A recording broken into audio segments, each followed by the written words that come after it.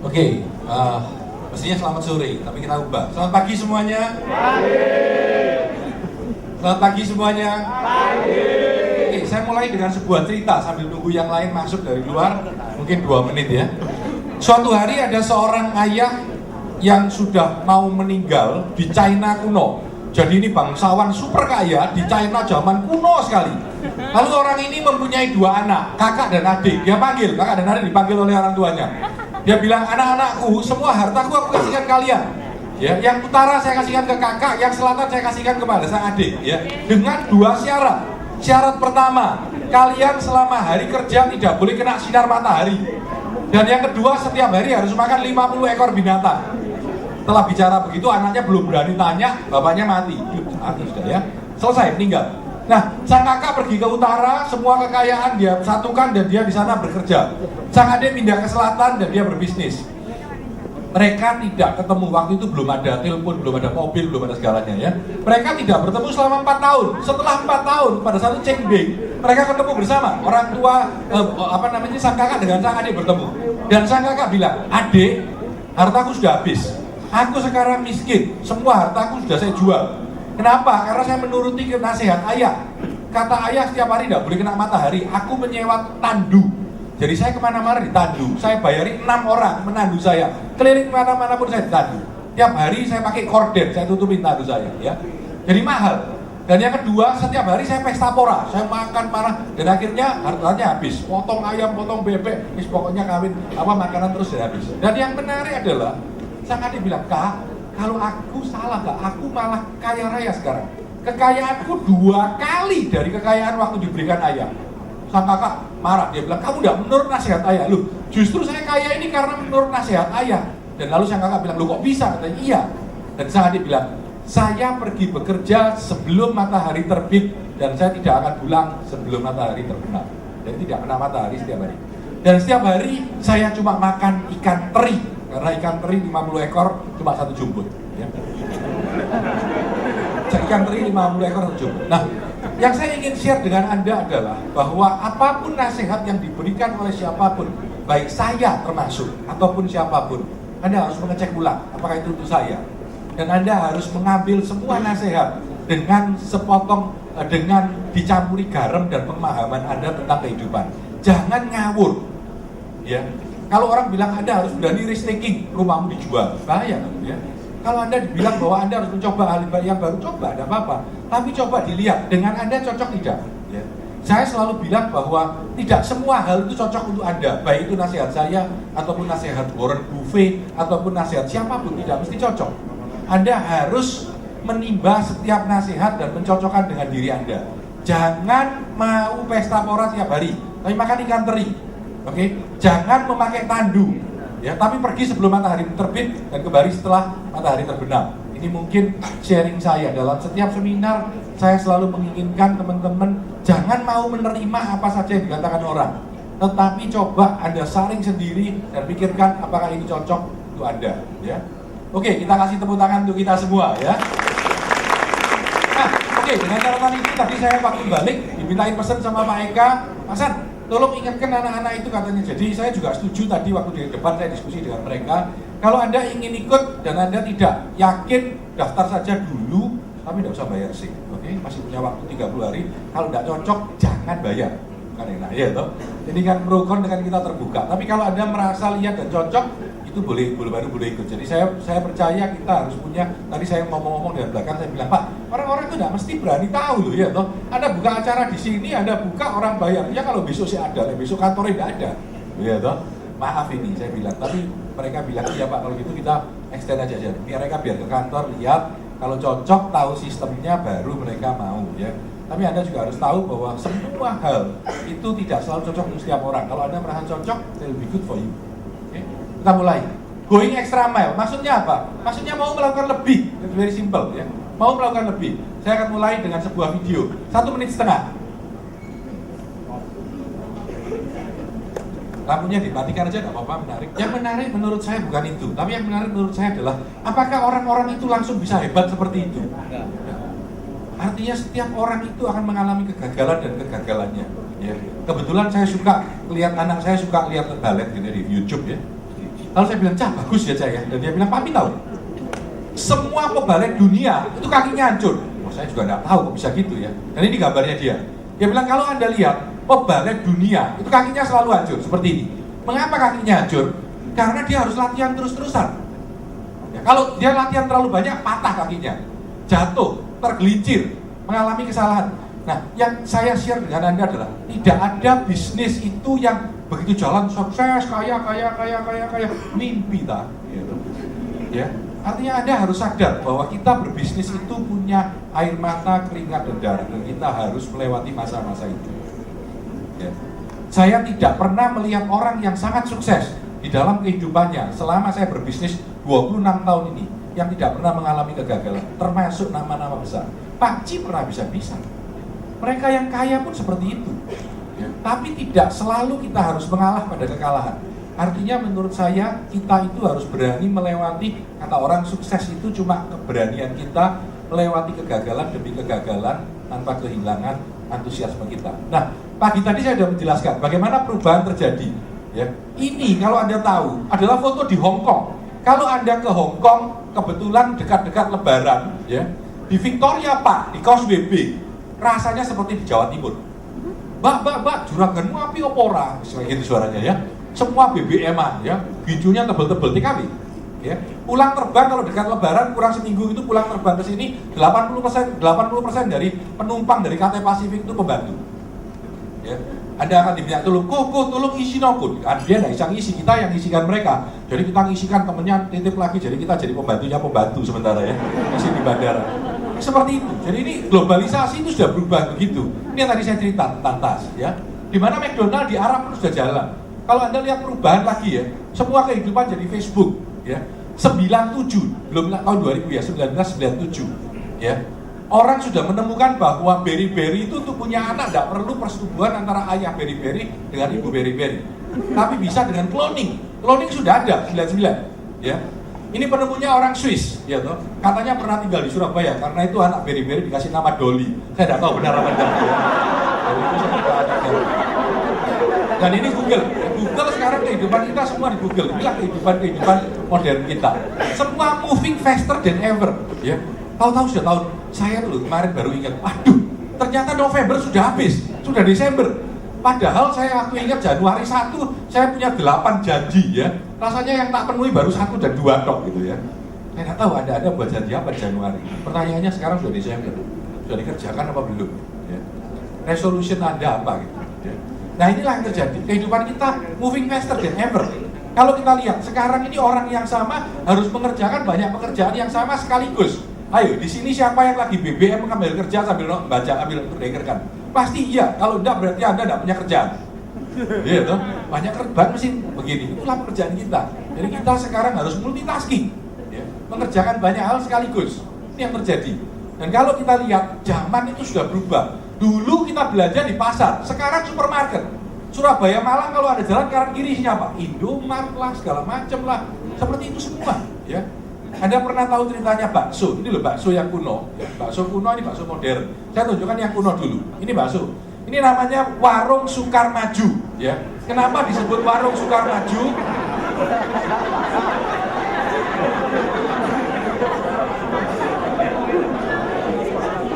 Kenapa disebut Warung Sukar Maju? Karena jualnya di trotoar, lek maju tabrak truk katanya ya. Ya. Lalu kenapa disebut wah bakso ora pakai enak lu? Jadi gak sepiro enak iki rasane, ya toh? Ya. Yang punya siapa? Namanya Pak Kamto. Tulisannya dia Pak Kamto sama Dan, Pak Kamto Edan. Ya.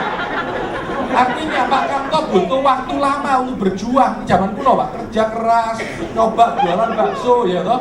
Ya, di Jalan Pak Mas. Setelah kerja 10 tahun, dia punya warung, Pak. Ini impian dia. Akhirnya dia punya warung ini, ya.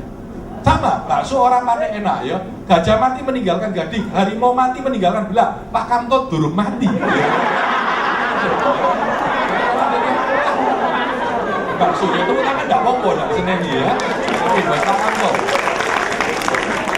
Ditulis UGD, usaha golek duit ya dia. Nah, inilah Pak Kamto ya. Tapi yang menarik menurut saya adalah zaman baru itu berubah ya. Ini teman saya Hendy, orang Jawa Pos dulunya. Kalau teman-teman ada yang kenal namanya Pak Hendy. Pak Hendy ini ketemu saya waktu di Manado. Saya tanya, Hen, kerja apa sekarang? bakso Pak. Kan aku ngerti apa bakso itu gitu. Kamu tuh tahu apa bakso ya? Iya Pak San enggak tahu. Saya jualan bakso di Galaxy Mall. Waris setengah mati, gitu. Sehari ku 2 juta, 3 juta, kayak 4 juta. Bakso ini loh, waris setengah mati. Akhirnya dia buka cabang, 7 cabang dalam 1 tahun.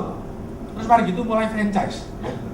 Kemarin waktu saya bikin cerita ini, saya bilang, Pak Hendy sudah punya 26 cabang. Kemarin saya ketemu dia seminggu lalu atau 2 minggu lalu. Hen, bakso mu sih jalan? Masih Pak, sekarang cabangnya piro? 86. Terus kok? Ya. Hanya dalam tempo 3-4 tahun, 86 cabang. Inilah zaman baru. Kita sudah bergeser, pola hidup kita bergeser, pola bisnis kita bergeser, cara bisnis kita juga bergeser. Jadi saya bilang, loh kok bisa begitu? Iya Pak, aku baru buka cabang di mana. Sekarang aku sudah tidak mikirkan franchise Pak, yang mikirkan brand building. Wah, dia pernah ngerti apa-apa saya brand building gitu. Ini yang terjadi ya. Tapi inilah, sekarang persaingan itu sudah seperti ini Pak, bukan seperti ini lagi. Zaman berubah dengan cepat. Ya. Bahkan ini loh, kambing kurban itu loh. Sopir saya tanya, Mas, Cacak sampean kerja apa? Oh di desa Pak San. Kerjanya apa? Jualan kambing. Loh kok iso? Iya pakai BlackBerry, difoto dikirim ke kota ya toh. Yang cocok dikirim loh ya toh. Jadi kalau ada lihat orang jualan kambing di desa aja sudah pakai BlackBerry. Loh sampean komputer kok nggak ngerti kan goblok nemen ya toh. Kalah jualan kambing Mas ya. Tapi zaman berubah seperti ini. Ini real, true story. Ya, jadi kambing itu sudah jual belinya melalui BlackBerry sekarang. Padahal ini orang di desa. Ya. Inilah yang terjadi dengan kehidupan kita. Life is hard. Ya, katanya orang kalau dulu bisnis itu sering rezeki itu jatuh dari langit. Aduh rezeki jatuh dari langit. Sekarang tidak ada. Sekarang Anda sendiri yang harus mendaki tangga langit, permisi sama Tuhan dan merogohkan tangan kita ke kantongnya Tuhan sambil bilang, Tuhan aku tak ngambil rezeki yo. Ya, karena kalau enggak keumanan, sudah habis di atas dulu. Ya itulah yang terjadi dengan kehidupan kita. Ya, dan sama seperti dulu lagi. Ya. Nah. Problemnya manusia itu suka melakukan apa? Menyalahkan orang lain.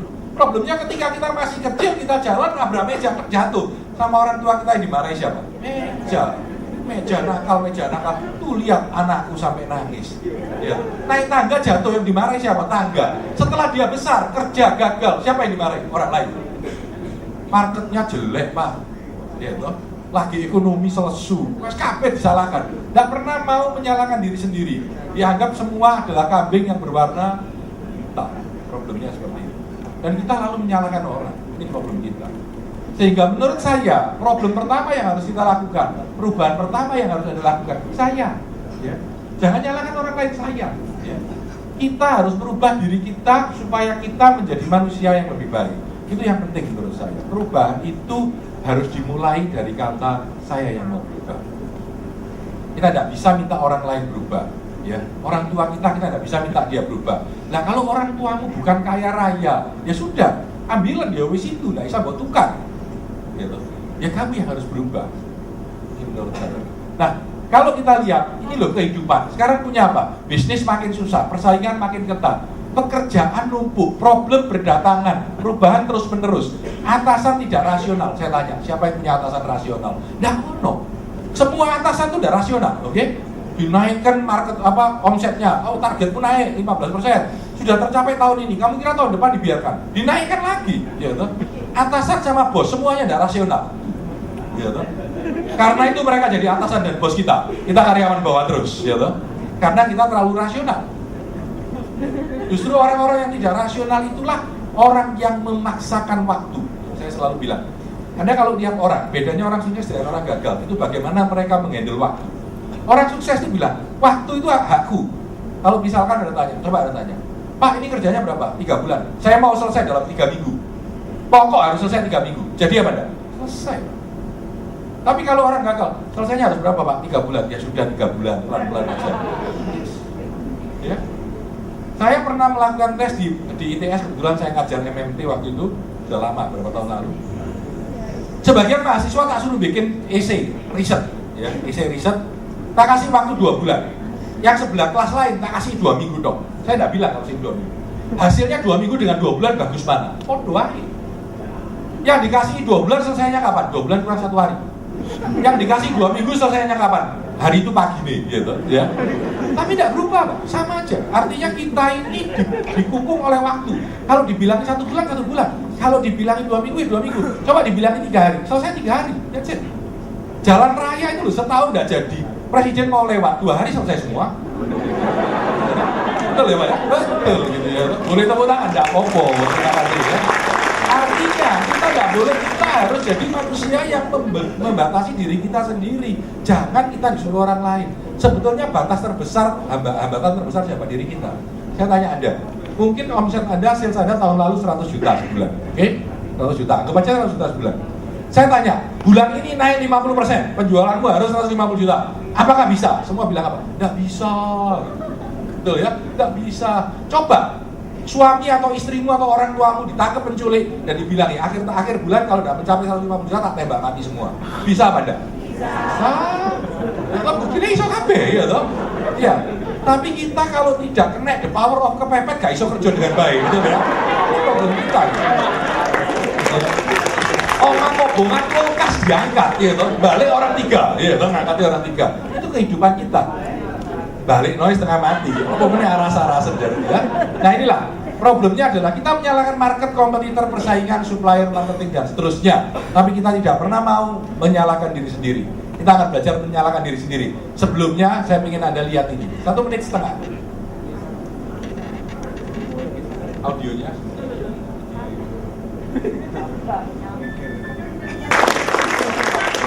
Sebenarnya menurut saya kenapa sih orang seperti itu ya? Segalanya itu menurut saya dalam kehidupan ya, kita harus hati-hati. Kalau kita kerjaannya jelek, ngamuk-ngamuk pulang, istri marah, besok kerjanya tambah jelek, besoknya pulang tambah marah tambah jelek lagi kerjanya, besoknya dipecat nganggur jadi penjahat masuk penjara dan seterusnya. Ini lingkarannya selalu begitu. Tapi kalau Anda berbuat baik, aku mau kerja dengan lebih baik, besoknya lembur nggak apa-apa, disuruh pun lembur. Ketika ada disuruh lembur, bosnya kelihatan kasihan, gajinya ditambahi, pulang dia ketawa, istrinya tambah seneng, ya. Besoknya datang lebih pagi, dapat bisnis lebih banyak, dan makin lama makin bagus. Nah, kita dalam kehidupan selalu begitu. Hati-hati ketika memulai sesuatu. Kadang-kadang sesuatu itu akan berputar terus, makin lama makin besar. Ya. Anda kira orang bisnis itu Warren Buffett itu langsung paling kaya begitu? Tidak. Asalnya juga dia punya uang, profit, invest lagi, karena orang tahu kalau diinvesti oleh dia, makanya akan menjadi lebih terkenal, maka orang lain nawarkan sahamnya dengan harga murah kepada Warren Buffett. Warren Buffett beli dengan harga murah, naik lagi, dan seterusnya berputar makin lama makin bagus. Tidak ada orang bisnis besar yang diawali langsung besar. Mulai dari kecil, makin lama makin tahu, oke, aku lebih bagus, aku lebih untung, aku besar lagi, dan berputar seperti itu. Itu menurut saya. Nah, what is reality? Kita kalau bilang hidup itu sebenarnya itu apa sih? Bagaimana sebenarnya kehidupan itu bukan apa yang terjadi, tapi bagaimana kita melihat kehidupan itu. Ya. Saya kasih contoh, kita lihat ya. Mental model. Bagaimana kita melihat kehidupan? Ya. Teman-teman selalu tanya, Pak San, itu loh, gambar apa sih? Saya selalu ngetes ya, gambar apa? Orang bilang, Pak, itu bumi itu bulat. Ada yang bilang, Pak, itu resi Aries, di atas itu bintang Aries. Ada yang bilang, enggak Pak, rumah itu sekarang mahal, lihat pakai dolar. Ya. Ada orang yang bilang, oh enggak Pak, itu kebahagiaan keluarga. Tapi ada yang bilang, Pak, itu kasihan, baru diceraikan suaminya, pulang cuma istri dan anak aja. Yang saya ingin share dengan Anda, setiap orang punya kacamata yang berbeda. Kita harus tahu, kita harus sadar dulu.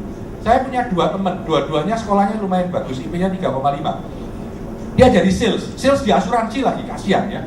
Yang pertama dia jualan, jam 9 mulai masuk, jam 10 sudah ditolak 4 kali. Dan apa yang dia katakan? Dia bilang, Pak, percuma aku kerja di sini, aku mau keluar jam. Masa saya ini dimaki-maki orang, padahal saya orang cerdas. Ya. Yang satunya bilang apa? Different people. Dia bilang, Pak, aku sudah ditolak 4 kali, jam 9 sampai jam 10. Menurut data perusahaan, sales yang bertahan setiap hari nelpon 20 klien dan diterima bertemu oleh 3 klien dan 1 deal. Aku sudah ditolak 4 dan aku tidak lebih bodoh dari yang lain. Aku harus bisa dalam 20 kali nelpon paling tidak ada 3 yang mau terima aku dan 1 yang deal seperti orang lain.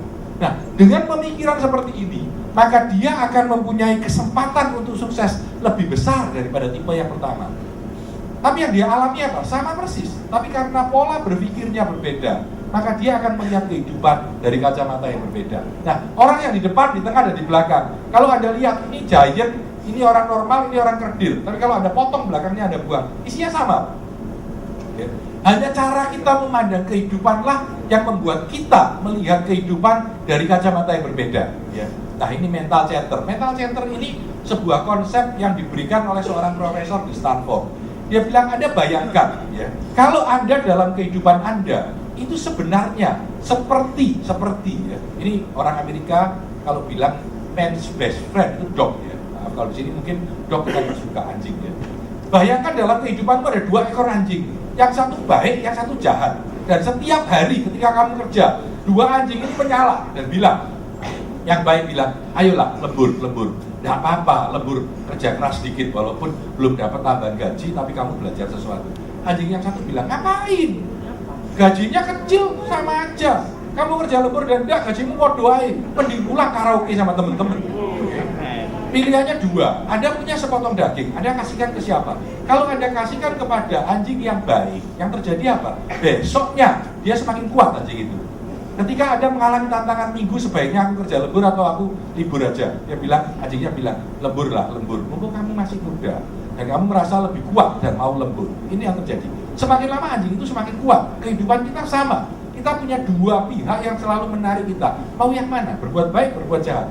Yang berbuat jahat lebih gampang, lebih enak, lebih mudah. Tapi perjalanan itu jangka panjangnya jelek buat Anda. Ya. Dan kita harus bertahan, kita harus memilih salah satu. Dan kita harus milih. Dan itu yang disebut dengan mental chatter. Setiap ada sebuah kejadian dalam kehidupan Anda, selalu ada kemungkinan 2 suara itu yang ada. Ya. Dan yang menarik adalah, begitu pikiran Anda berubah, cara pandang Anda berubah, kehidupan Anda berubah. Ya. Kalau Anda bilang bahwa, wah pokoknya hari ini aku mau kerja lebih keras, aku harus bisa sukses. Aku harus bisa bekerja dengan lebih tanpa tidak usah sogokan, tidak usah. Aku pokoknya mau menjadi manusia baik. Begitu pikiranmu bagus, perilakumu bagus. Ketika kamu melihat seseorang, saya tanyain sama teman, Pak San, bagaimana cara komunikasi yang baik? Saya kasih 1 tip, 1 kalimat. Dan kalau Anda jalankan, saya jamin komunikasi menjadi lebih baik. Apa? Setiap kamu ketemu orang, anggaplah orang itu orang yang lebih penting dari kamu.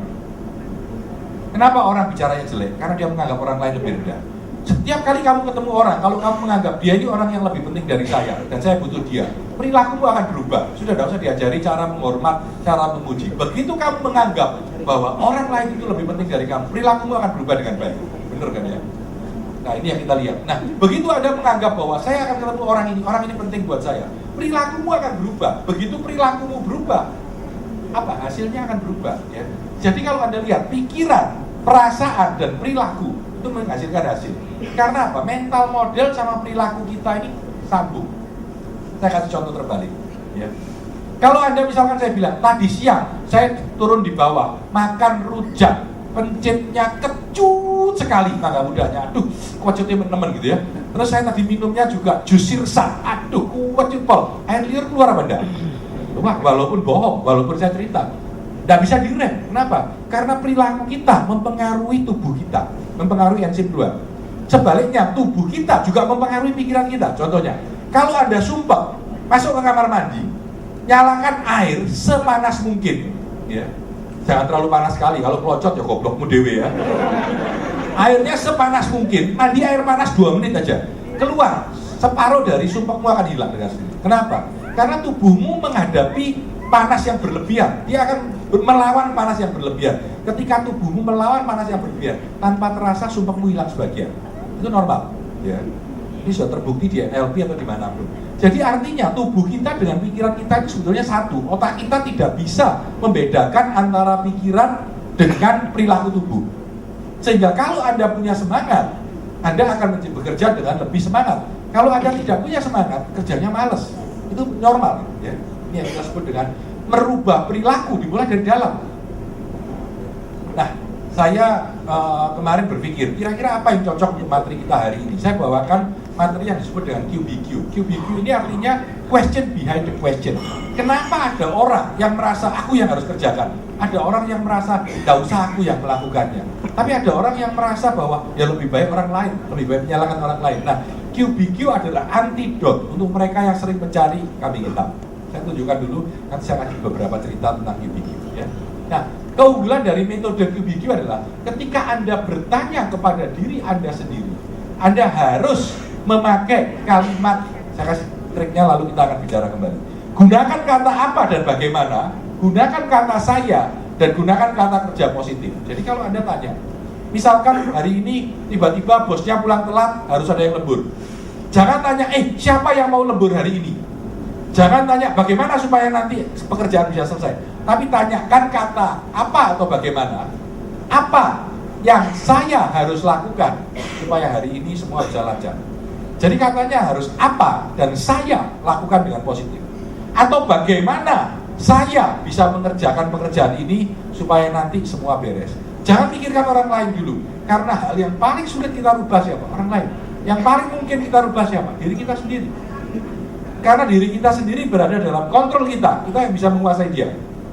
Kita lihat ya. Kita lihat dulu beberapa contoh. Kalau contoh pertanyaan yang salah, mengapa dia tidak mau memberikan kesempatan kepada saya? Bosku ini loh, aku kok tidak dikasih kesempatan, orang lain yang dikasih kesempatan.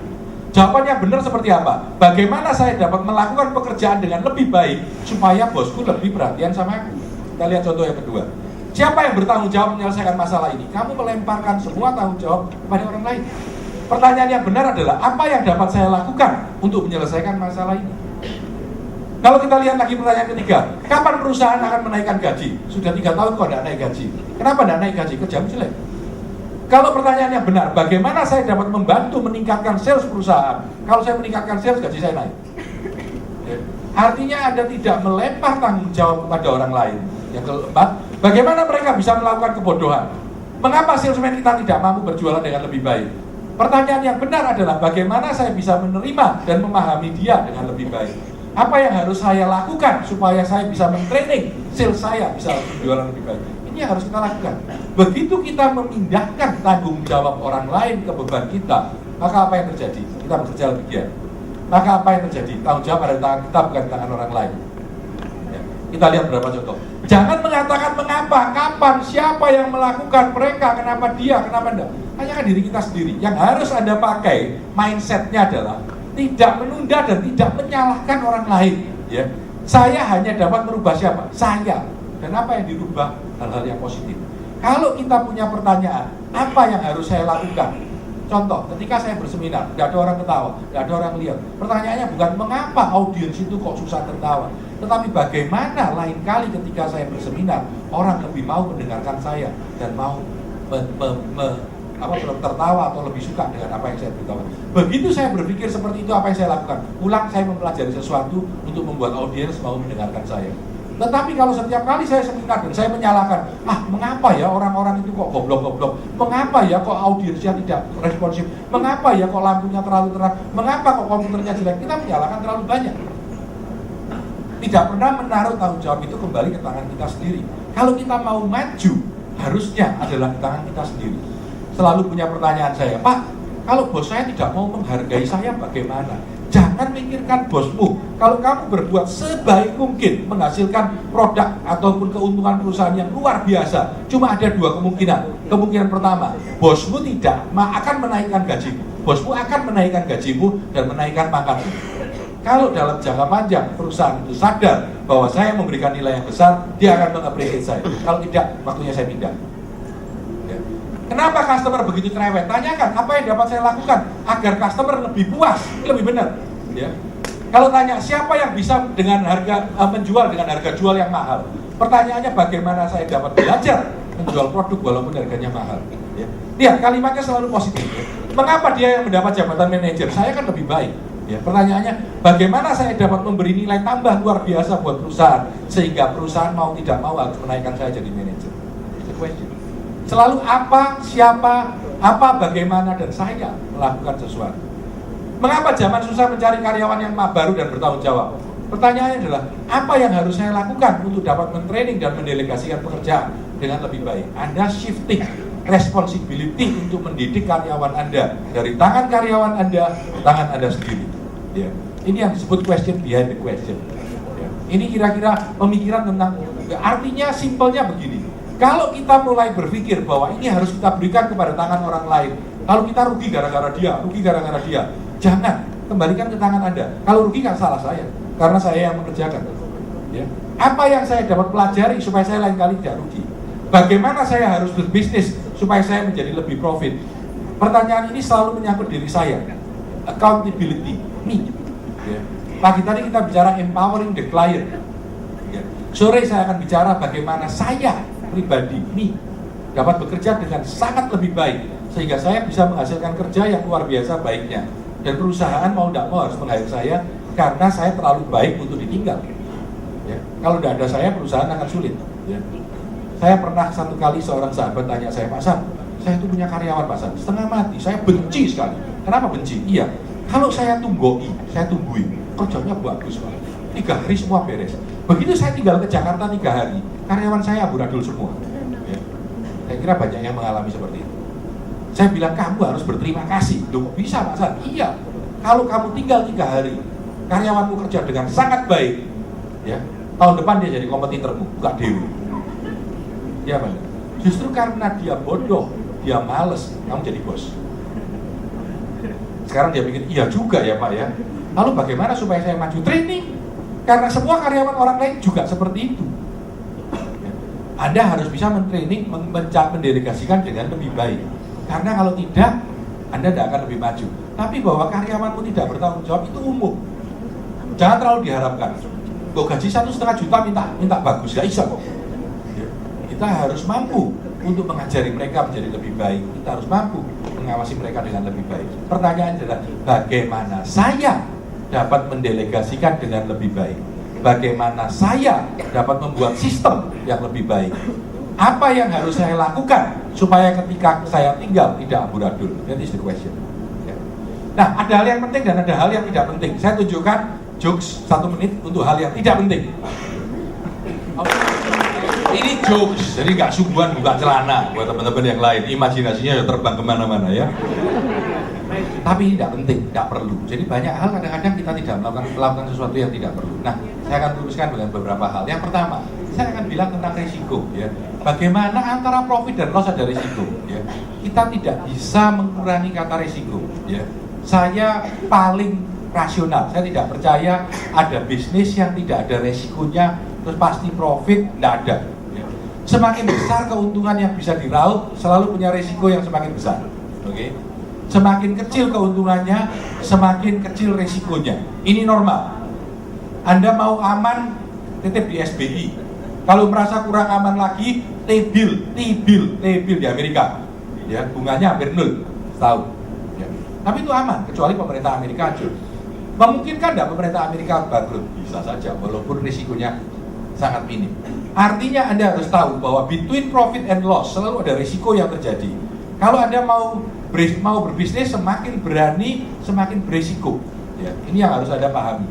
Tentu risiko itu punya beberapa cara untuk mengurangi kemungkinan risiko itu. Ya, bisa mulai dari menghitung, measure, mengakses data, mengevaluasi apa yang kita lakukan, memanage risiko ini. Ya, jadi ini adalah proses-proses kalau Anda lihat dalam bagaimana kita memanage risiko. Apakah kalau sudah di-manage risikonya 0? Tidak. Tapi risikonya menjadi sedikit lebih kecil. Itu yang poin yang penting sebetulnya. Jangan selalu berpikir bahwa risiko itu dapat dieliminir semuanya. Tidak bisa. Ya. Apakah punya risiko? Iya. Ya. Saya ingin cerita pengalaman pribadi. Ibu saya suatu hari telepon sama saya. Aku mau titip di mau titip uang di Singapura. Kata orang Singapura, gitu. Ini returnnya 12% setiap tahun dalam US dollar. Ya. Dan ibu saya mau menitipkan cukup banyak. Saya bilang gini loh, Mam, kalau Mami mau US dollar dan 12%, resikonya pasti lebih besar daripada kalau Anda titip di bank. Loh, ini katanya tidak ada resikonya, saya jelaskan. Tidak ada, ya. Kalau portfolio selalu punya risiko. Semakin besar kemungkinan dia untung, pasti ada kemungkinan besar dia bisa rugi. Akhirnya ibu saya bilang, ya wis kalau gitu tidak titip banyak-banyak. Saya bilang, kita harus punya portfolio. Kalau kita punya 100 rupiah, ya, 20 rupiah masukkan di situ, oke. 20 rupiah kita masukkan di bank, 20 rupiah taruh di bawah bantal, 20 rupiah untuk bisnis. Silakan, Anda bagi dulu resikonya. Ya. Akhirnya ibu saya tetap titip tapi nilainya dikurangi. Dan apa yang terjadi? 6 bulan, ya, nilainya berkurang 17%, jadi sisa 83% induknya, belum termasuk bunga. Saya bilang, tidak apa-apa, Mak, itu resiko Anda. Ya. Akhirnya ditahan sampai 2 tahun lebih 3 bulan kayaknya, di cut off, rugi 10%. Saya bilang, ya itu resiko. Saya bilang bahwa kalau Anda, Mami, mengharapkan profit 10% setiap tahun, pasti punya resiko. Anda juga harus paham itu, bahwa apa yang disebut dengan low risk itu selalu low gain, high risk itu selalu high gain. Ini share saya. Ya. Bisnis itu pada dasarnya simple. beli yang murah, jual yang mahal, nagih yang cepat, kalau bayar pelan-pelan aja. That's it. Nggak ada yang lebih. Ya, itu Warren Buffett yang bilang. Kalau bisa seperti itulah. Tetapi kita di dalam perjalanan itu punya banyak persoalan kecil yang harus kita hadapi, banyak technical things yang harus kita hadapi. Tapi percayalah dengan saya, hanya ada satu rumus: high risk, high gain, low risk, low gain. Kalau no risk, ya no gain. Ya. Artinya resiko itu harus di-maintain, tapi Anda harus tahu bahwa setiap risiko yang ada harapan yang besar, punya risiko yang lebih besar. Ya. Saya ini cerita real, seorang karyawan saya, bekas karyawan saya ke Amerika, 3 tahun pulang ke Indonesia. Dia dan sempat menyimpan uang untuk celengan 128 juta. Jadi rupiah waktu balik. Ya. Kena krisis, dia pulang ke Indonesia. Dia mau beli rumah, waktu itu 110. Saya tanyain, nggak jadi beli rumah? Pak, saya punya skema baru, Pak. Gimana? Yang 15 juta saya titipkan uang muka beli rumah, yang 10 saya pakai untuk kehidupan saya. Yang 100 juta saya titipkan ke sebuah PT bla bla bla bla bla. Tahu ada returnnya 4% sebulan. Jadi bunga 4% itu tak bayar buat cicilan. Saya bayangkan ya, bunganya 4% sebulan. Jadi sebulan dapat 4%, dia bayar cicilan rumah pertama. Bulan kedua dapat 4%, dia bayar cicilan rumah kedua. Bulan ketiga hilang sak baboke, hilang kabeh. Stop, hilang sama induknya. Dan tidak tahu kemana. Ya. True story, akhirnya apa? Rumah itu diambil kembali oleh properti broker. Jadi diambil kembali, udah bayar terus. Yang menurut saya harusnya dia itu kan ya iso mikir. Kalau Anda memikirkan 4% sebulan, 2% sebulan, wis jelas wujudi, gampang. Setiap ada sesuatu yang terlalu indah untuk dipercaya, jangan mau. Contohnya, sampean itu laki dan elek, ono wong wedok wayu gitu ya toh, ide Anda, jangan percaya, itu mesti ada sesuatu, betul ya Mas ya? Ya, jelas ono sesuatu, tidak mungkin orang cantik, ayu mau sama sampean, tidak ada gitu ya. Jadi jangan terlalu percaya. Ya. Kita harus sadar, sesuatu yang terlalu mulu-mulu, terlalu indah ada. Ya, kita harus sadar itu. Begitu saya itu kalau lihat ada SMS bilang, Bapak mendapatkan hadiah 20 juta, tidak tak baca HP, tak delete. Jelas bohong. Saya pernah ditelepon, Bapak nomor telepon ini nomor bagus, Bapak dapat hadiah 30 juta, astalah bujui. Ngirim uang dulu sebagai uang muka, sebagai tanda istiqomah, itu bohongin. Jangan terlalu percaya, yang terlalu indah buang. Karena low risk, low gain. Nah, yang perlu Anda pikirkan untuk mencapai apa yang disebut dengan excellence, menjadi baik, adalah kata 25853. Kalau Anda mau menjadi orang sukses, orang hebat, maka 25 jam sehari, 8 hari seminggu, dan 53 minggu setahun, Anda harus pikirkan bisnis Anda dengan serius. Seperti tadi pagi saya bilang, bisnis yang jalan adalah bisnis yang sulit, yang tidak banyak orang bisa, dan yang diinginkan oleh market. Dan untuk itu Anda harus bayar. Anda harus bayar 25 jam sehari berpikir tentang bisnis. Istri saya waktu itu buka Milan sama saya ya, gift shop di beberapa mall waktu itu. Zaman kita rame-ramenya bisnis, kalau tidak bisa tidur saya dan istri saya, apa jam 2 bangun, apa yang kita kerjakan? Buka katalog, lihatin katalog ada produk apa. Saya kalau liburan ke Bali, saya bawa buku manajemen, bukan karena harus, tapi karena saya senang. Tanpa itu kita tidak bisa jalan. 25 jam sehari, 8 hari seminggu, 53 minggu setahun, kita harus memikirkan bisnis kita, memikirkan bagaimana kita bisa menjadi orang yang lebih baik. Nah, saya akan tutup dengan sebuah cerita tentang outlier ya, yang disebut oleh Malcolm. Setelah itu ada satu cerita lagi dan kita akan off. Saya lagi ngeliatin waktu saya masih ada 10 menit. Outlier. Malcolm Gladwell ya, itu penulis terkenal. Dia bikin buku Blink, lalu dia bikin buku Tipping Point. Salah satunya adalah Outlier. Dia meriset tentang orang-orang sukses. Salah satunya adalah ini. Cerita di Kanada. Di Kanada itu pemain hoki es itu adalah permainan paling top. Kalau di sini badminton, ya. Kalau di Eropa sepak bola, di sini ya sepak bola. Nah, hasil riset dia aneh. Dia bilang bahwa ternyata orang-orang itu yang sukses di dalam permainan hoki es ini adalah orang-orang dengan bulan lahir Januari, Februari atau Maret. Ayo, mengapa? Mengapa mereka lahir Januari, Februari atau Maret baru menjadi hebat? Mengapa yang lahir Desember atau Oktober atau November kok tidak hebat? Ternyata awal musim olahraga adalah Januari. Setiap Januari anak umur 7 boleh main, yang umur 6 tidak boleh. Anggap Jadi yang umur 7 yang paling besar adalah yang lahir Januari. Kalau yang lahir Desember atau bulan September, maka dia baru umur 6 lebih 3 bulan. Oke? Dan beda 6 bulan lahir itu beda banyak kalau Anda usianya baru 7 tahun. Sehingga yang lahir Januari Februari ini selalu badannya lebih besar dan menangan. Karena dia menangan, dia main lagi. Tiap kali pertandingan dia dijalankan. Lama-lama dia menjadi ahli dan lebih ahli daripada mereka yang lahir bulan 10 atau bulan 11. Itulah hasil riset mereka. Ada dua hal yang perlu Anda simak dalam cerita tadi, ya.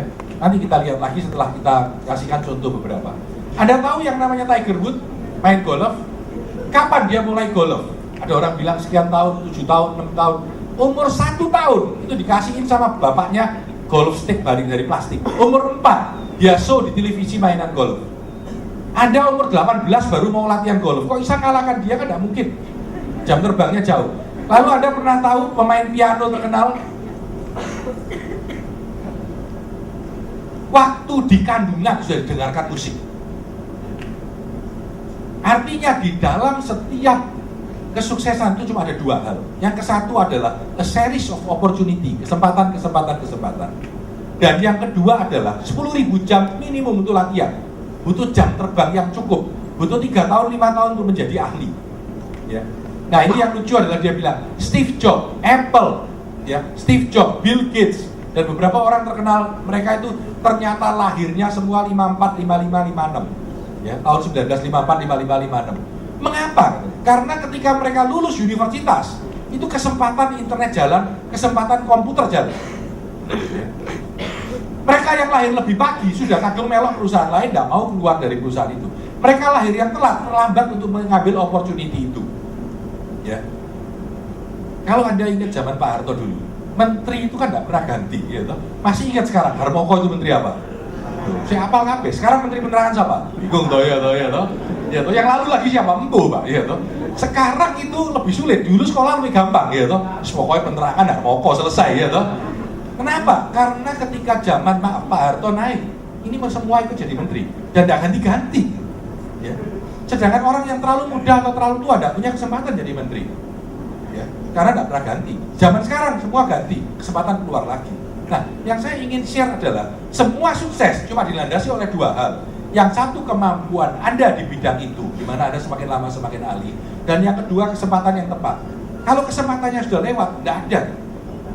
Saya tidak tahu, saya hanya ingin share aja bahwa hasil riset bukunya Malcolm Gladwell ini bilang kalau kita mau sukses hanya ada dua kesempatan, hanya ada dua hal. Yang pertama, Anda semakin ahli di satu bidang, dan yang kedua, Anda berjalan pada kesempatan demi kesempatan yang lebih baik. Materi dapat di-download di www.tanahdisantoso.com. Passwordnya adalah IGE. Ini Facebook saya, Tanah Disantoso, dan ini Twitter saya. Ya, bagi yang sudah nge-tweet silakan nge-tweet, kalau yang belum semoga kembali ke jalan yang benar. Oke, selesai, terima kasih. Dan saya akan tambah satu story.